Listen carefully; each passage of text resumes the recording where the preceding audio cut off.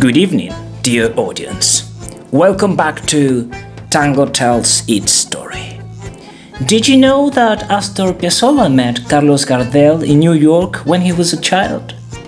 Before I tell you the story, let's do a briefly passage of Astor Piazzolla's childhood in order to understand their meeting in New York back in the last century. There we go. Astor Piazzolla was born on March 10, 1921 in Mar del Plata, a seaside town in Argentina. In 1925, at the age of 4, Piazzolla's family moved to Greenwich Village in New York, which in those days was a violent neighborhood inhabited by a volatile mixture of gangsters and hard-working immigrants. At home, he would listen to his father's records of the tango orchestras of Carlos Gardel and Julio De Caro, and he was exposed to jazz and classical music, including Bach, from an early age.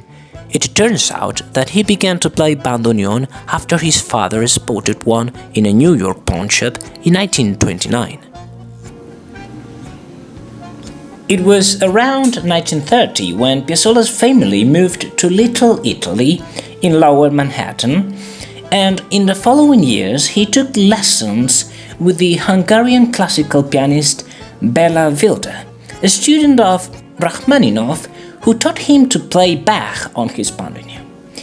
Now, ladies and gentlemen, the time has come to talk about the meeting between Carlos Gardel and Astor Piazzolla. In 1934, Piazzolla met Carlos Gardel, one of the most important figures in the history of tango, and played a cameo role as a paperboy in his movie El Día que me quieras. Gardel invited the young bandoneon player to join him on his tour. Much to Piazzolla's dismay, his father decided that he was not old enough to go along. The disappointment of being forbidden to join the tour proved to be fortunate, as it was on this tour in 1935 that Gardel and his entire orchestra perished in a plane crash. In later years, Piazzolla jokingly made light of this fateful event. Had his father let him join the tour, Piazzolla would have played the harp instead of the bandoneon.